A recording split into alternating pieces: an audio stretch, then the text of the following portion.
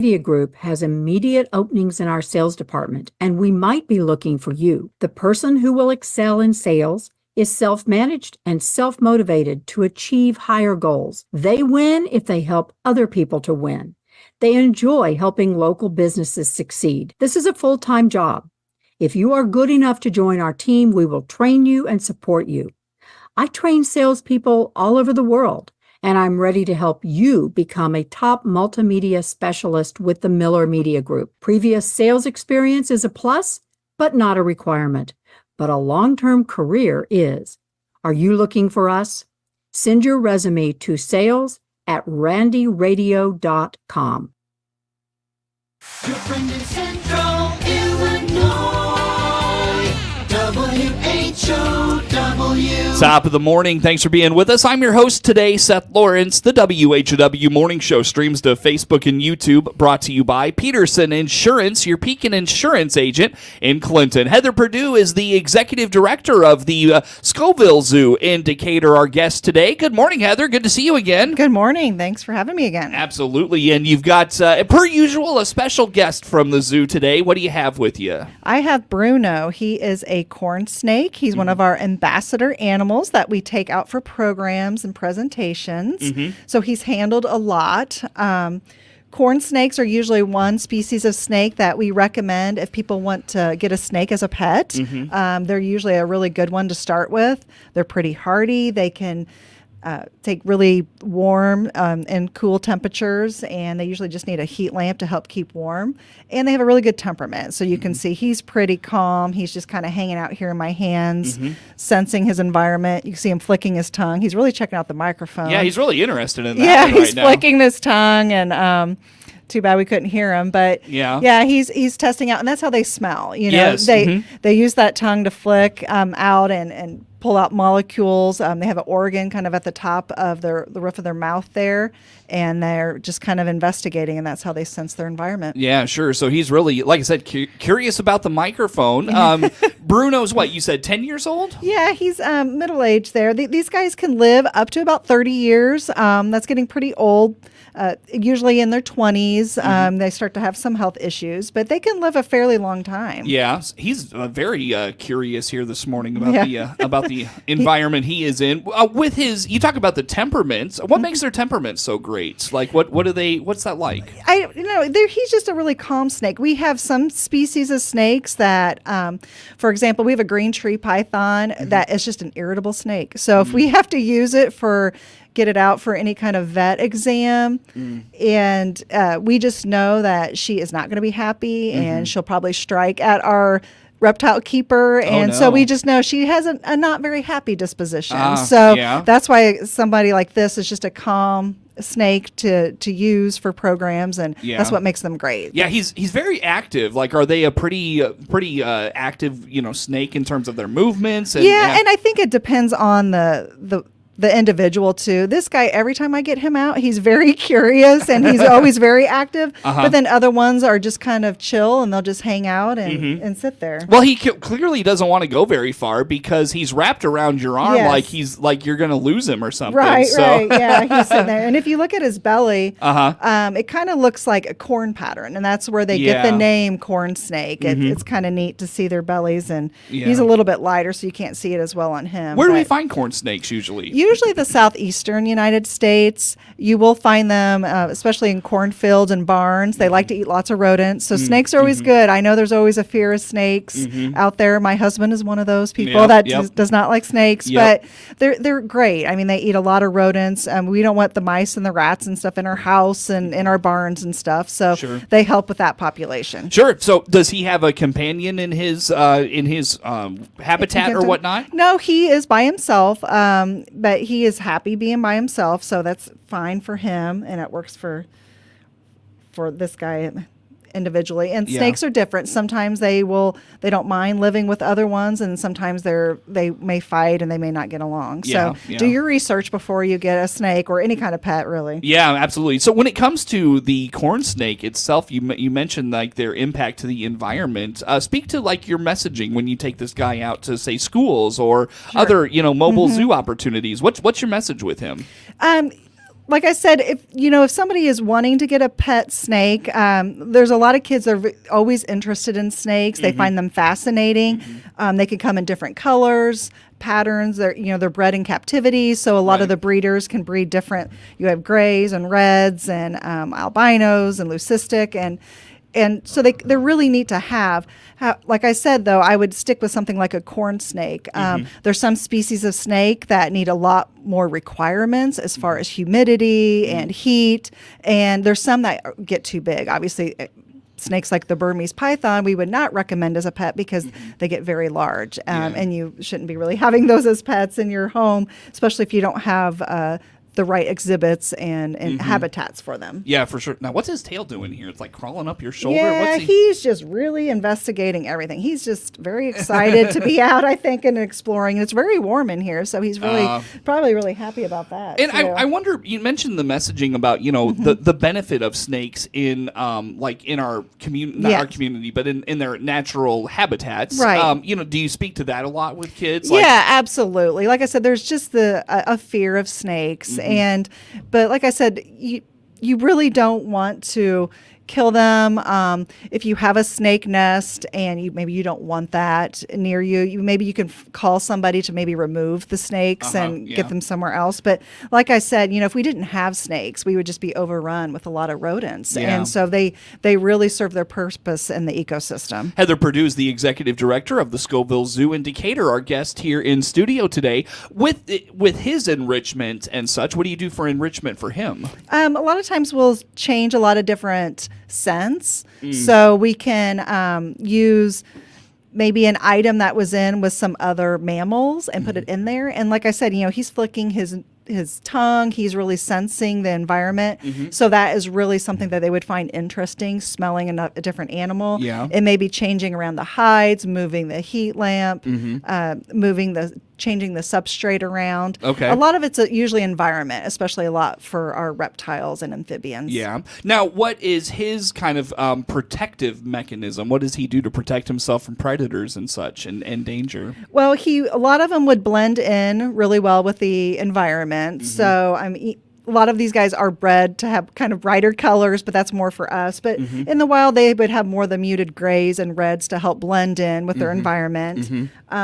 They would probably hunt more during the dusk times and overnight, so they wouldn't be around. But, obviously these guys, there's a lot of other predators, like especially raptors and owls and stuff that they would have to always consider. For sure. Very good. Well, he probably makes a great animal for what we'll talk about it for a second here, Heather, is the mobile zoo. And I know that's very popular this time of the year. Tell us about the mobile zoo. Yes, we have a mobile zoo program that will go out. We go to a lot of schools, retirement facilities, and things like that. And we do formal and informal presentations. It is a very popular program, and I'm pretty sure right now we are booked up into July. Oh, wow. We don't do them in May, except for some retirement homes in the afternoon. And that's just because we have so many school groups that come out in May that we don't have enough staff and volunteers to do the mobile zoos earlier in the day because we really need them on grounds. Yeah, let's talk about that. The school groups that are coming out. I'm sure as the weather warms up, you'll start to get way more calls for that. Yeah, we do. Yeah, we are booking them every day right now. So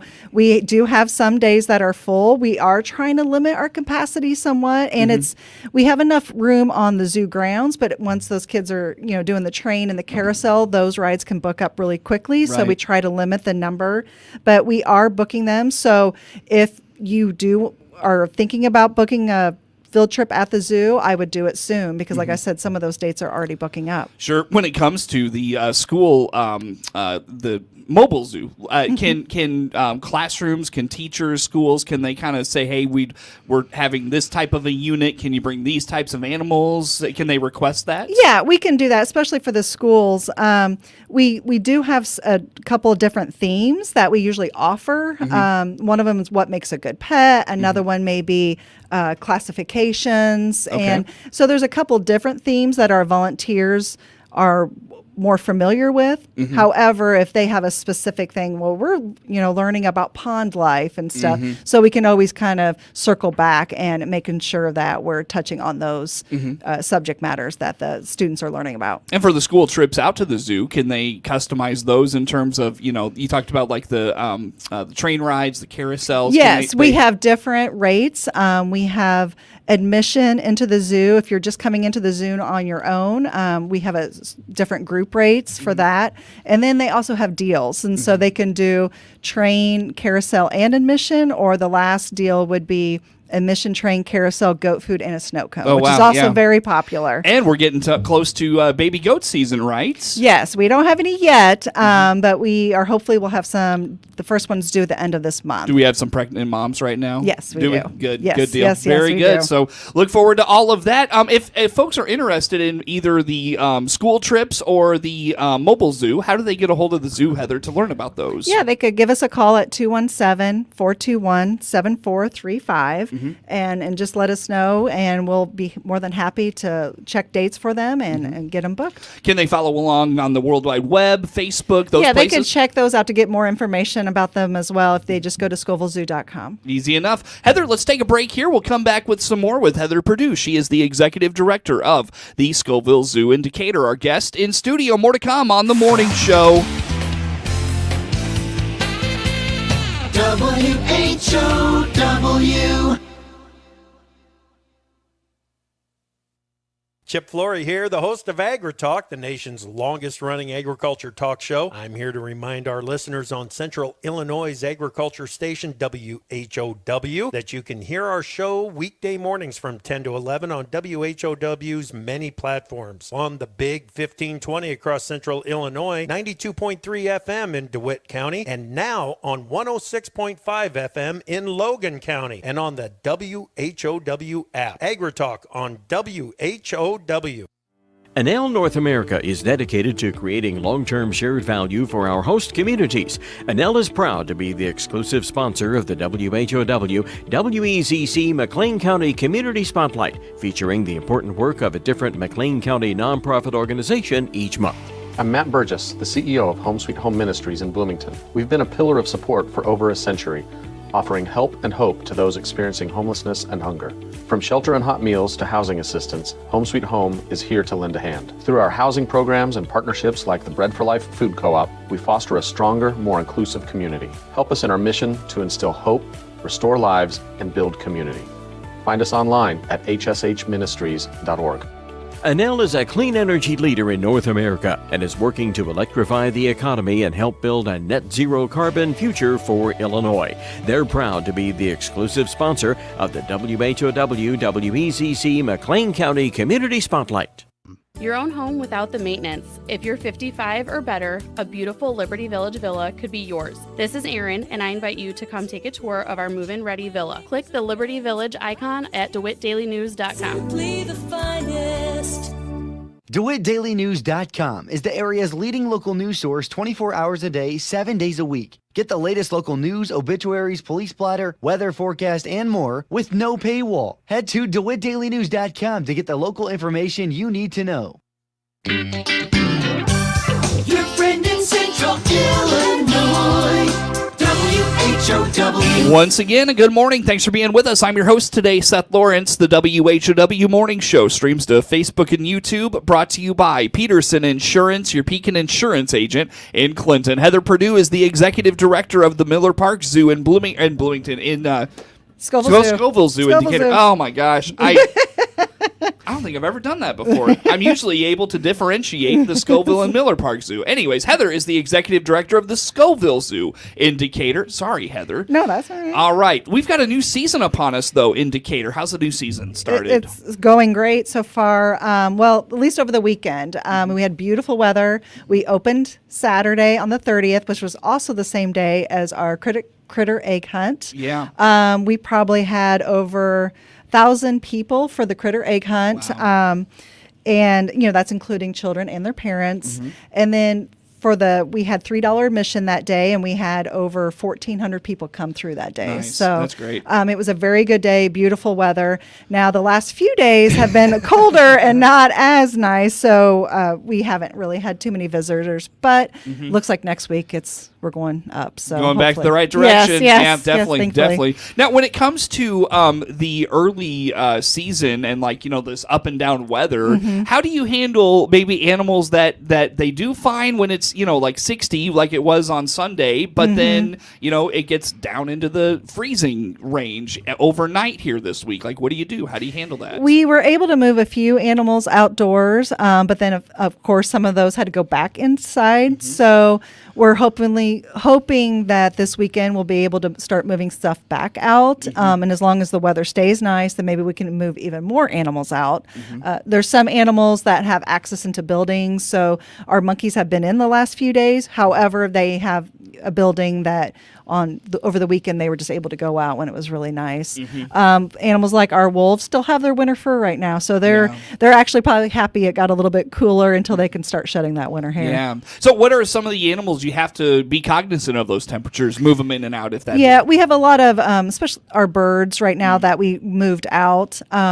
There's some animals, like our sloth is always one of the last animals to be moved out because she just acquires such a warm temperature, especially overnight. So she's usually one of our last ones to get moved out. But our kookaburras and our taracos, they were moved back in. So hopefully this next week they can go back out. What about the tortoise? How does it do? He has a building with some heat lamps and he's been doing okay. We just monitor the heat in there.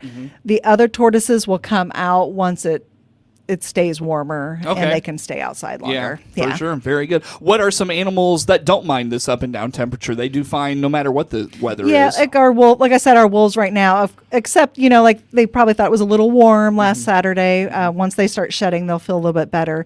Our camels, our petting zoo animals, they all seem pretty, and even animals like our flamingos, Chilean flamingos can tolerate pretty cool temperatures. So they've been out every day. They just have been going into a building overnight. Interesting. Well, we've got a new season upon us, which means dates and events to keep track of. Month of April, you're doing some special things. Heather, what do you have going on? We have free admission Mondays through the month of April, and Monday there's an eclipse coming, so you can come to the zoo and enjoy the zoo, and then maybe check out the eclipse with the rest of our staff there. There you go. And we have dementia-friendly Mondays, which is the first Monday of every month through the rest of the season, and that gives an opportunity for those with dementia and their caregivers to come out and kind of connect with one another and just enjoy the zoo between 1 and 3. And we also have April 20th, we celebrate Earth Day and World Oceans Day. Okay, sure. And we'll probably highlight our penguins that day. Now, you mentioned to me you did the Dementia Mondays last year, and it was a big success. What did you hear about that? Yeah, it was just well received. They just enjoyed.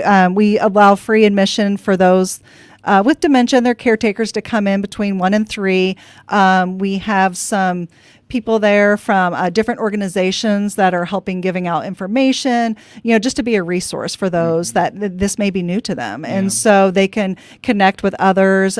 We do a presentation for them, usually around 2:00. And like I said, then they just have the opportunity to walk around and see the grounds. And for some of those with dementia, it's just a nice way just to get outside and see the animals and flowers and plants and everything that we have out there. And I bet that's just really good for their well-being. Yeah, their mental well-being, just to get out and just get outside, and it's been great talking with them and stuff. You learn a lot and hear a lot of stories. Yeah, definitely. Is that which Monday of the month is that? It's the first Monday of each month through the rest of the season. Okay, so put that on the calendar. If you are a caretaker of someone with dementia, I feel like that's a great opportunity. Yeah. Just a really great program for sure. Very good, Heather. Well, anything else coming up this month or this year at the zoo you want to highlight? No, we like we already kind of touched on. We have a lot of school groups coming in the month of May, so we're excited to always see the school buses pull in and all the kids get out with that.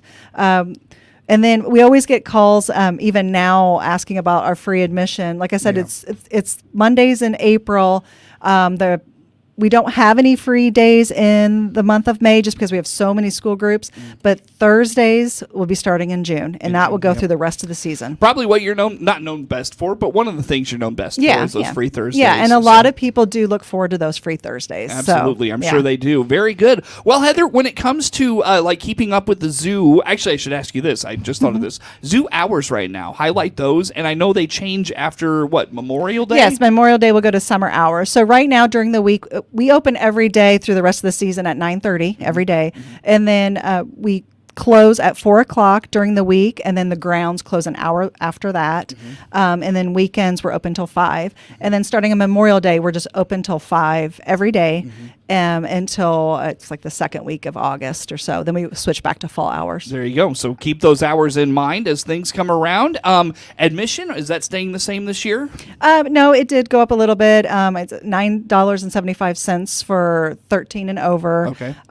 Children, I believe, are $7.75 this year. All right, so keep that in mind as well. Best place for folks to keep up with all things Scovill Zoo, whether it's World Wide Web, the social medias. Yeah, we have Facebook. We're usually pretty active with Facebook, so they can check us out there. And obviously, we have our website, scovillzoo.com. And if there's school groups interested in whether it's that mobile zoo opportunity or coming out to the zoo, how do they get a hold of someone to talk about that? They can give us a call at 217-421-7435, and we'll be happy to help them. Awesome. Good stuff, Heather. It's interesting. You talked about the eclipse. I had heard something. I can't remember where this was, but somebody said the like how animals behave might change for that short time. Yeah, and we've had people ask us that, and we've heard the same thing. You know, I was there in, was it 2017 when we had another eclipse, and I was out in the middle of the zoo, but we were just looking at the eclipse. We weren't really paying attention to the animals. I imagine some of them just probably start preparing to go to bed, you know, if it's nighttime. And getting dark like that. Yeah, so it'll be interesting to see. We'll definitely have to take better notes this year and better observations of what the animals do and not just look at the eclipse the entire time. Well, Heather, good to see you again. Thanks for making time for us, and we'll catch you next month. Okay, great to talk to you, Seth. That is Heather Purdeu with the Scovill Zoo in Decatur, our guest here in studio today. The morning show streams to Facebook and YouTube, brought to you by Peterson Insurance. WHOW.